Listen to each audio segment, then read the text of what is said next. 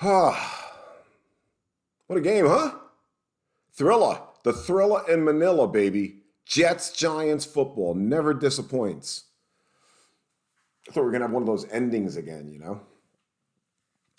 I took so many notes. And the thing is, I took the notes as if I was doing it for myself because that's the way I just watch a game. I think of like stupid things sometimes.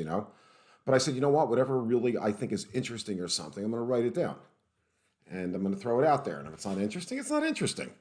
I don't know. But that's what my thinking was. But anyway, I took a bunch of notes. And the problem is, I got to read them, right? And there's no way I was going to memorize pages of stuff that I wrote down here. So I sort of just jotted them down real quick. Anyway, good game. I mean, there was a lot to take from it. There were certain things we were looking for that we just we're not going to get, which is a little frustrating. But at the same time, for the coaches, I'm sure the coaches, I'm going to talk about the Jets. I'm sure the Jet coaches looked at this and have to be very happy with some of the things they saw. They have to be very happy. I'm trying to think, in fact, if I were to look at this, and gosh, we can think of preseason games where one coach, whether it's from one side of the ball, walked away from it and just, was miserable about a certain aspect. I couldn't, there's nothing. There's nothing. We did great against the run. We had a brief lapse. It's in my notes. We had a brief lapse when the first team linebackers and part of the defensive line left and our second string came in. They busted, their runs, let's say, that just got past the line and got into the linebacker section where you had just all these open one-on-ones. And, they busted several runs. They busted several runs for 10, 12 yards. And that was, I want to say, either the end of the first, second quarter. But the bottom line is that stopped. That stopped even. There was the play of the cornerbacks in the first. Again, the Giants, and I'm going to go into that later on, not playing Daniel Jones. I don't know. It was just a tough game to get a read on the defensive backs. I thought there were times that Eccles played really well. I thought there were times Sherwood looked really well. Guidry made a nice breakup on a typical, the position he's battling for, nickel back, slot, big third down, and he made a really nice play on that. Safeties didn't really come into play too much. There just wasn't much downfield stuff until White decided to try to unload a couple. From Zach. Anyway, I'm getting out of line here. So I'm going to try to stay in line of the game. And that's what I'll try to do here. And then I wrote down some notes and we'll go through them real quick. So basically, the beginning of the game, we had, first thing I jotted down real quick was Mosley. I mean, you could see right away, right off the bat, he was just effective. He had the deflected pass on the attempt down over the middle. He had a pass deflected, had a run stop of, I think, around a 2-3 yard, good, beautiful play by him. And then he had a little bit of a downfield tackle, about a 6-7 yard gain. But the bottom line is he was everywhere. He was everywhere. And you could see in this defense, and it became very obvious when the first string linebackers came out, it became very obvious how open the linebacker section can get in this defense and how important it is for these guys to be fast and to end the play right away. It just, there was no defensive line gaps. This guy's, a defensive tackle covering two tackles, to free a linebacker. There's not much of that at all, And we didn't really see much linebacker blitzing or anything. Bryce Huff played a fantastic game. In fact, I'm going to talk about him later. The sack, he had in the first quarter was great. What he did in the last quarter, I think it was, he had 2 back-to-back plays that I thought were fantastic because the Giants, we'll talk about it later on. So anyway, I have that. Then the Jets get the ball real quick. Ty Johnson broke a nice run early. My first analysis of Zach, I talked about, what do you say here? Third down. Yeah, he had the third down pass where he locked in on Davis. He hit Davis for a couple short plays. He locked in. The one thing I took away from this, and guys, please understand, this is not being negative. This is just what I saw, is that there weren't many progression plays. And whether that is by design, which I believe it is, because this is what we inherited. We wanted, not necessarily wanted, we were getting the San Francisco offense. We're getting the West Coast offense with a little flair to it. And I'm sure the flares are going to be there. We just didn't see that tonight. Everything was bam, bam, bam. Get the ball out of his hands as fast as possible. He had no desire, and in many cases didn't need to look at his second or third progression. It just didn't happen. There was no situations like that. He could have on that play to Davis, on the third down play to Davis, because it wasn't open, it wasn't there, but he tried to squeeze it in. It wasn't in danger of being an interception, not a bad play. It's just that, it wasn't there. You go to your next read. We just didn't see any next reads today. And I think a lot of that has to do with the offense. Let me just make sure one thing, guys. The offense that we got, the San Francisco offense that we brought here, that's the kind of offense. I mean, let's face it, when we watch the Niners, when you watch Jimmy G, when you watch his games, rarely did you come away from there, just saying to yourself, wow, that is just high powered. And, there are parts of it that will eventually. There are certain things that will, but the basic premise of that offense is bam, bam, bam, bam. And that's what we got to go along with some great running. And boy, oh boy, to start off the game, and there's no Tucker at left guard. We saw a decent amount of Feeney even early, which was shocking. And running behind Becton, I mean, the first two runs to the left side were fantastic, And Michael Carter's first one was great, left side. Ty Johnson's first run was great, left side. And then the couple runs we had up the middle were like 4, 5, 6 yards. The running game early was good. That stopped. That stopped. End of first quarter, second quarter, as soon as we started to pull our first line, a lot of things went dead, But that's what happens in a preseason game, We saw more downhill passing from White than we did from Zach. And I think if I was going into it with the second overall pick, and real quickly I saw somebody flash to me, Justin Fields got off to a bad start and then had 2 touchdown drives. I mean, there's going to be a lot of glitz and glamour out there. I think Saleh and the guys basically just said, listen, let's just get this. Everything was bam, bam, bam. It was quick, He had a completion to Crowder. He had several to Davis. I mean, it was just, what do you go, 6 for 9, I think it was, for 60-something yards. It was proficient, nice. No touchdowns out of it. We got a field goal out of 1. And that was it. That's what they were looking to get from him. So I think next week will be a little more interesting than this week. That's all I can say. I'm sure he's going to get a lot of questions. Saleh will get a lot of the questions. I don't think you can't really point him at Zach. He's not calling the plays. If there's going to be a little more opened up to it. Okay. We'll see more from Zach. Okay. He again, very accurate, very calm. You can't take any big negatives. You can't take any gigantic positives. It is what it is. Could this kind of a start have gone worse? Absolutely. He could have been a quarterback that wasn't accurate. He was extremely accurate the entire, for every single play he was in there. So that's what it was, First year quarterback going in order. Okay, basically I'm going to go in order. Guidry, I talked about, made the great slot play. The Giants then get the ball. I guess this was the end of the first, maybe it's during the second quarter. And they decide on 4th and 3 from the Jets 43, I believe it was.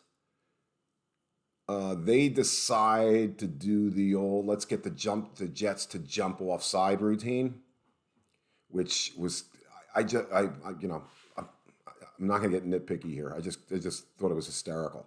Why you're trying to do that stuff in a preseason game? It's 4th and 3, Go run a damn play, But then again, they decided not to play their quarterback. I'll talk about that a little bit later. I don't know. Preseason games, 43-yard line. Okay, on fourth down, they decide to really go for that's what I was saying, that, right? Fourth down plays. At the beginning of the switch to twos, huge drop off and play by the linebackers I talked about. And then here, you know what? I bring it up here. I wrote down here real quick here, decision for the Giants not to play their starters. I'm a kind of person that I take my notes, I go on, I make a video, I vent out what I'm thinking, and I am not a head coach, I'm not a GM, and there's a reason that they are, and they get paid the big bucks. But at some point, there's been many times in our lives when we've watched games and watched teams develop, and we've looked at things, and things just don't make sense, and we end up being right. Could we actually do that position? No, but we pick apart certain things and we're right about them. And for the Giants, I don't understand it. There's 3 preseason games. I could see if they were coming back, all cylinders flying high, Super Bowl run last year, and Daniel Jones is in his 8th or 10th year, and well, getting tired of this crap. Let's just. I don't understand it. Now, the one Giant announcer was the announcers for the game were Giant announcers. I don't know if it was Carl Manx or the other guy who was doing the game. Did mention that the Giants right now, their thinking is that they're going to treat the 3rd preseason game as the tune-up game. But then they ended it with, the last sentence they ended it with, they'll see how it goes though.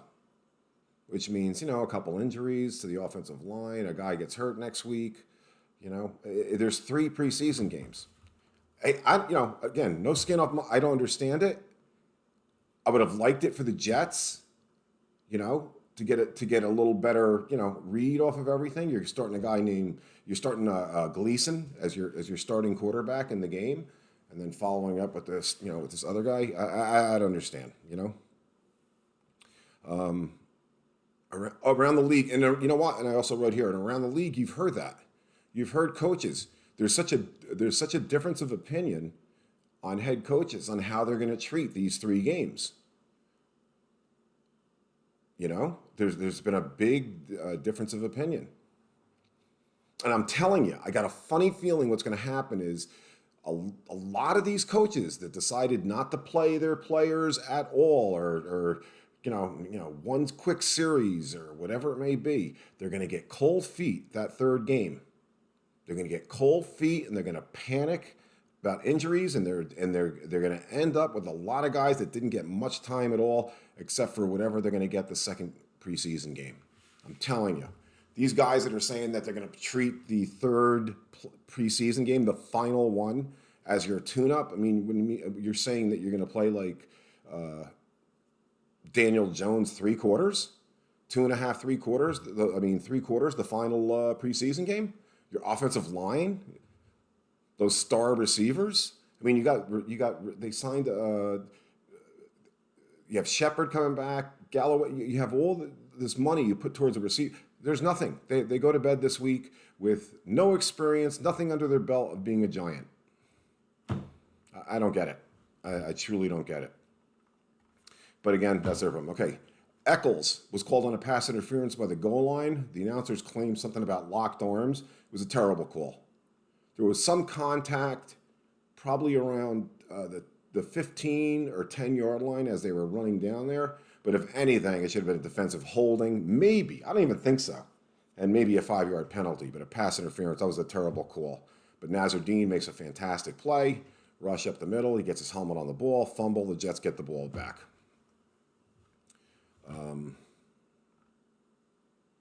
Then I put a note down here. Take 30 seconds to talk about the QB position. It was a good, I remember I was thinking about this.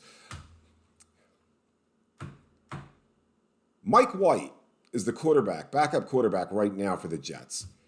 I'd be shocked if that's how it ends up. But you know what? Unless there's a quick pickup or something down the line, it looks like that's the road this thing may travel down. It's very possible. I mean, Johnson might. Right now, I think that's what it ends up. I think that's where it ends up. But you look at this guy, right? And I wrote down here, and I looked it up real quick. He's a fifth round pick for the Dallas Cowboys. He was the 171st pick for the Dallas Cowboys. Did not play a down.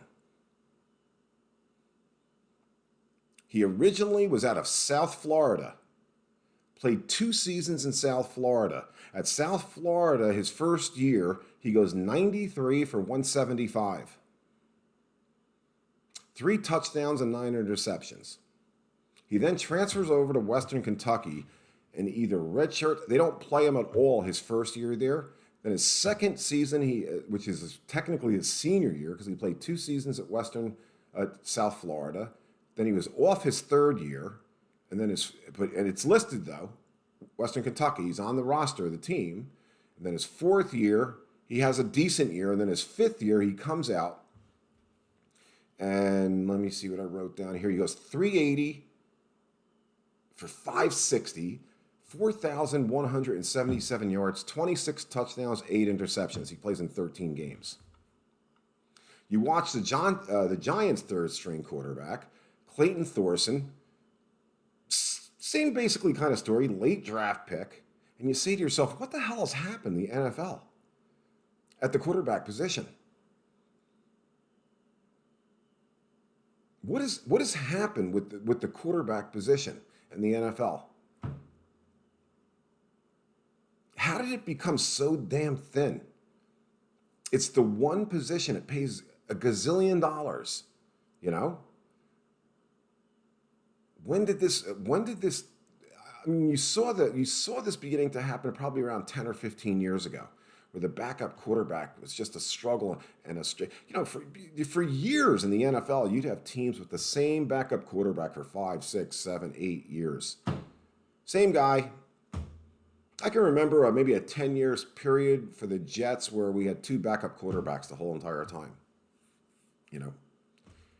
And you look at it now, and you think to yourself, and I think I even wrote a note there. Yeah, you look at it now. You would say at least half the teams in the NFL right now would die for a good quarterback. Would switch their quarterback immediately. And it all started with the end of the running game. It all started with the end of the running game. Don't get me wrong, the running game is still very important. I mean, it's so much more important than teams give it credit for. You know? It's so much more important than the resources that teams put into it. Running back by committee. How many running backs are taken in the first round anymore? Not even close to the highest paid position. Quarterbacks, wide receivers, sack guys. And I think that's just basically the reason. It's become such the running game has been so shit on in the NFL that teams are just searching and doing anything they can, taking 6th round picks and crossing their fingers and practice squads and anything they possibly can. And somehow with all of that, you end up with these backup quarterbacks that are like 5th and 6th and 7th round picks or undrafted. It's unbelievable what's happened to that position. And you have, for years, for almost a decade, you have in the top 10, you have your steady 4 or 5, right? For over a decade. It doesn't change. And then you have 3 or 4, the Mahomes, you have 3 or 4 quarterbacks that, sneak into the top 10 and replace, whatever guy's retiring last year. Drew Brees, whoever it may be. But the core of that 10 or 8, 10, you know, and you got 30, 31 teams, right? Then you have over half the teams that would give up, you know, multiple first round picks just to get a quarterback. And you have the whole situation, what's happened in Houston, you know? And the Niners are going to milk the crap out of this. Watch what the Niners do with Lance and you're already starting to hear it. They asked him, how does how's Garoppolo look so far? He's never looked better. He's never looked better. They're already setting up the payday that they think they're going to get by trading him away. Massive. Massive. Bo Jackson like. No, Herschel Walker like. It's Herschel Walker, right? That got all those picks. Made the Dallas Cowboys a dynasty. Yeah. Unbelievable. Boy, I stayed on that way too long. Okay. Our punter, man.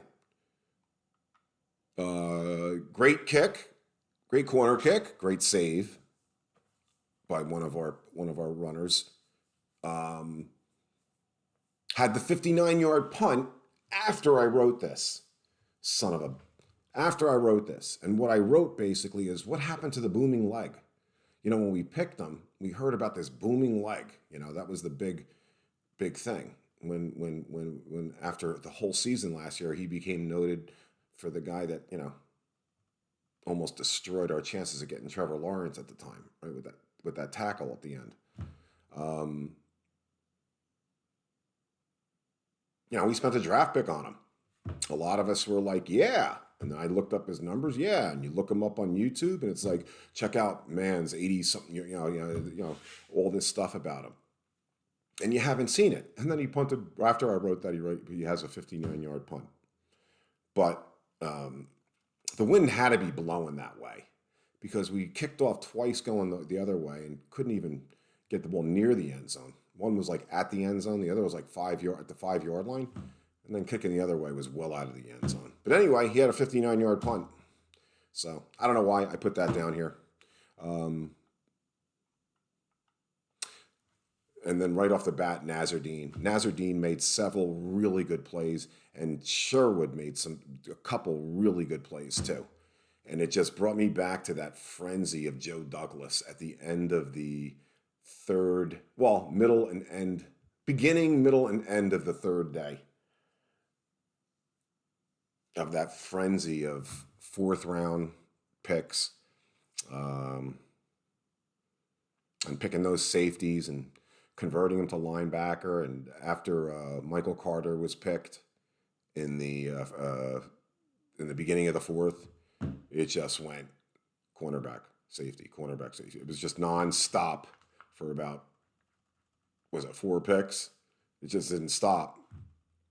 And all these guys, and as they're getting picked, you'd hear the ESPN, the analysts going, you want to know something? This guy is good. I can't believe Nazardine. They were shocked he fell that far, you know. Sherwood, great reputation. Eccles played really, really good. You know, I think it was one play he was beat pretty good, but for the most part, played really good. And at the time, in a video I had out, I basically said, you know, if one of these guys ends up being really good, and one of them becomes just, you know, a solid contributor, you did really well in that draft, you know. So far, so good. On target.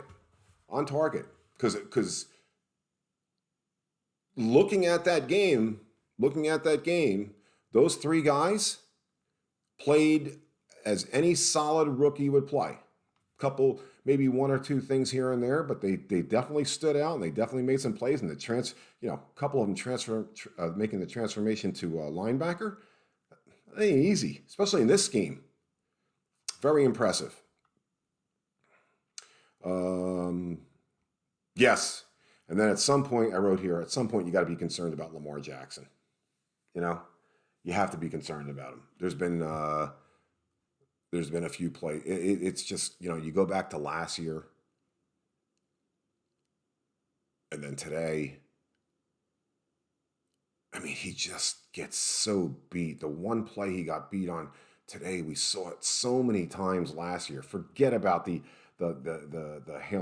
crazy play at the end of the game that everybody was so excited about because it kept us in the Trevor Lawrence thing. But forget about that even. I mean, today he's sitting there playing one-on-one with a guy. And what was it, 3rd and 7? Or was it 4th and 7? 3rd and 7? And he's playing bump and run with the guy. Instead of just running with him. Running with him. You know you're out on an island. You know it's one-on-one. You know you just, your goal is, what are you giving yourself a chance to get beat for? One slip, one wrong move and it's over. The play's over. You're going to get burnt. And that's what happened. A perfect pass. The kid threw a perfect pass and he gets beat on the play. Then he got beat later on. And my point is that last year they saw something in him. They kept him around. So that was last year. This year they saw something. They see things they like. But it's getting late. And I just have a funny feeling. Again, if there's something else going on in practices and the coaches see that this is worth the losses at times with him, that eventually this will all get straightened out. Can I think of a couple good last year where he made some outstanding? Yes. God, the list of burns is huge. It's really, really big. So we'll see. I just have a funny feeling this might be the end of the line for him. And I made a video for another. I'm not going to go into. I made a video for somebody when I was talking about doing this, and I talked about Marshall because I knew that person wasn't crazy about the Marshall pick. And there was a bunch of Jets. Hey, I understood it. We were picking Marshall in a position that we didn't need. It's our strongest position. It really is. Defensive line is our strongest position. So I kind of agreed until I looked at the video on this guy, and the first thing I thought of when I saw him was Sheldon Richardson. He has that kind of motor.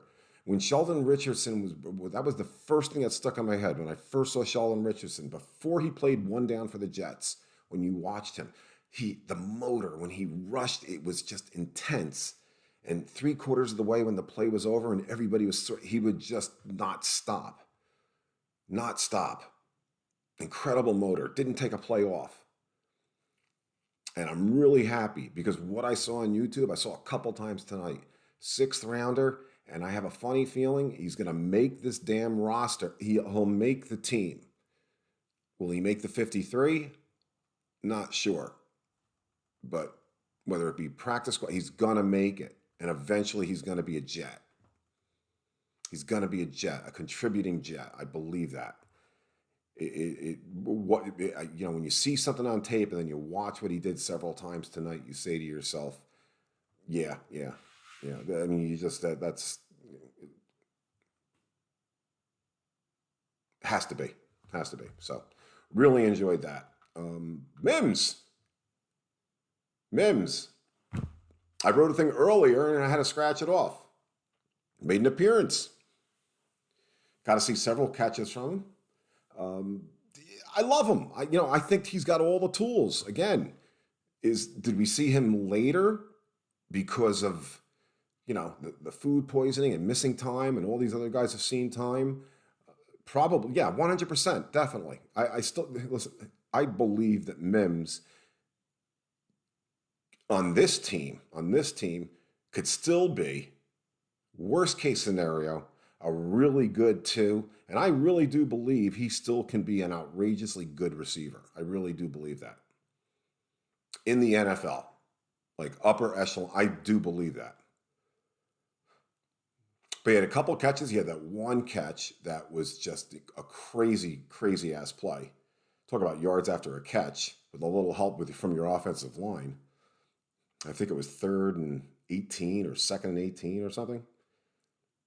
And they got the first down. That was fantastic.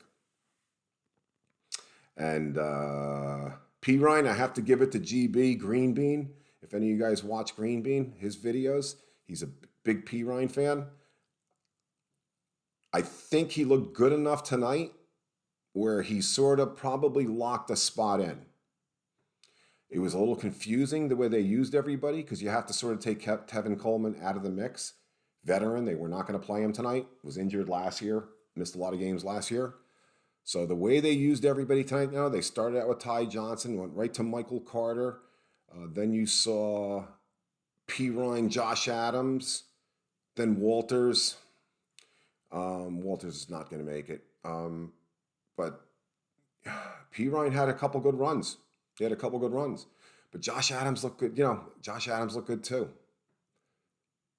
But I think GB may be onto this. He there's a very good chance. I mean, I think he's safe for the roster. And is that all I wrote? Morgan? It was great to see Morgan, right? Our draft pick last year that many people freaked out about. It was a 4th-round pick that made no sense to anybody.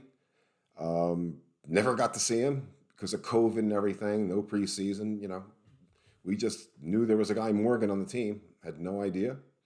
So it was good to put a face with the name, right?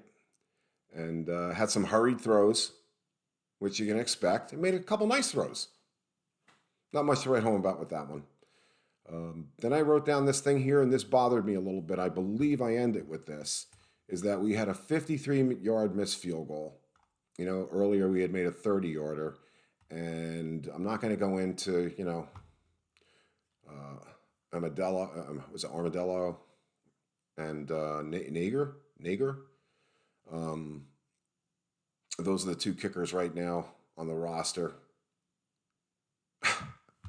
I don't understand the NFL. I don't understand Joe.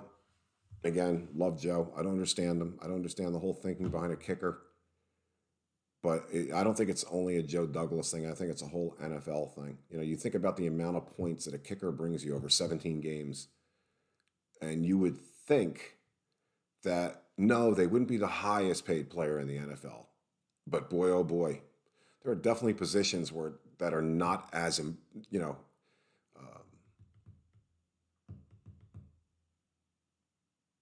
not as telling on the scoreboard than a kicker. Especially with the way the extra point's been moved back now. I don't understand the disrespect that teams have for the kicking position. Like, we'll find one. We'll find one. You have all those draft picks, and there had to be somebody out of college you felt really good about, and nothing. And here we are. It could really make you jump off a bridge.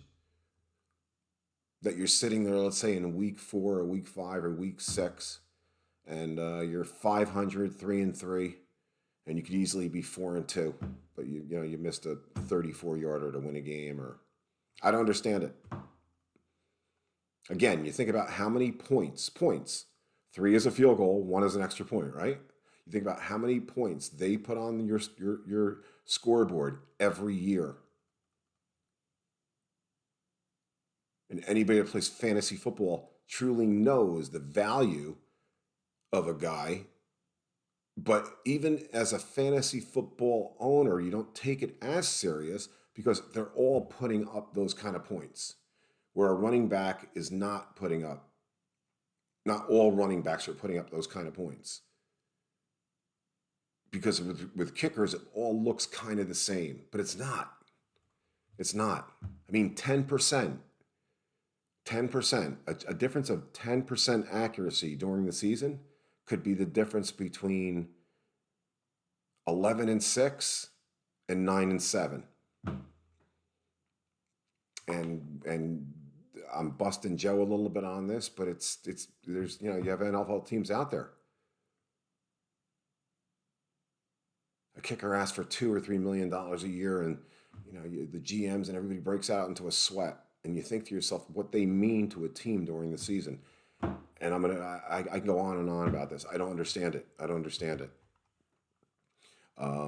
Ballantyne, if he was a stock, I wrote this. If he was a stock, you'd go insane thinking you're broke, you're rich, you're broke, you're rich. Well, you talk about an up and down game, right? Gets burnt on that long pass. That was just a terrible throw by the quarterback. I mean, burnt.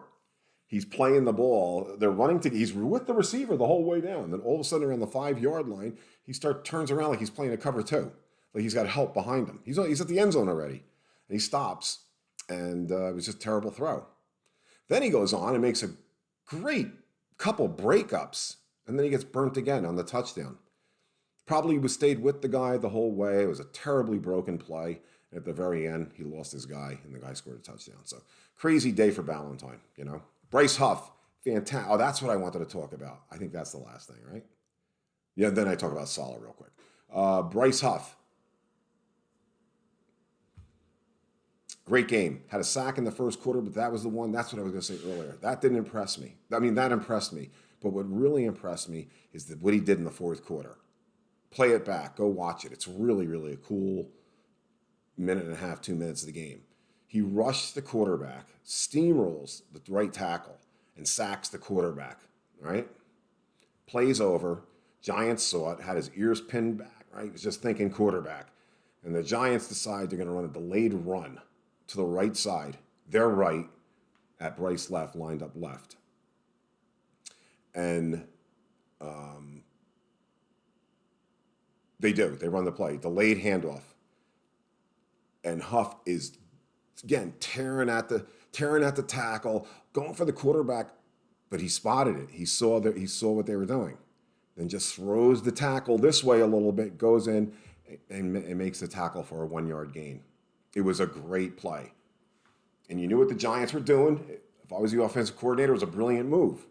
You know. Young kid, just sack, and makes the adjustment and makes the tackle. And that showed me that this Bryce Huff could be a contributor on this team. You know, I know there's been injury issues. Oh, real quick, Lawrence Cager, 1 catch. He wasn't hurt. I mentioned that in my video for the receivers. Yeah, great. That's a great play to go back and watch. Those 2 plays by Bryce Huff, really, really good. Real quick, I talked about Saleh.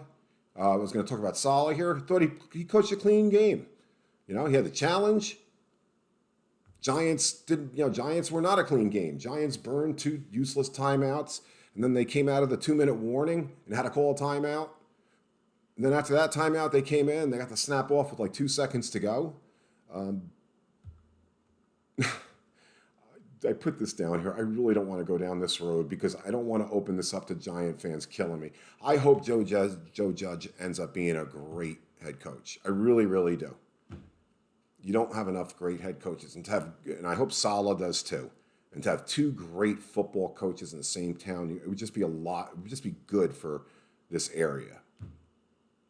With that said, I'm just not a gigantic Joe Judge fan. I'm really not. Not yet. I mean, he received a crap load of alcohol. Last year, they ended up 6-10 in that division, right? And I'm looking at the body of work, and I went through their schedule before the game tonight, and I tried to find, like, what am I missing here? Yeah, I get the whole attitude thing. You know, I saw that with the Jets. We had Rex Ryan. I understand the whole noise thing. I get the noise game. I really, really do. I'm not a fan of noise. You know, everybody was really worried when Saleh came over here because he was so crazy. But you knew when he came over here, that was not who you were going to get. You talk about calm, under control. He'll kill you when everybody's not looking. He's insane.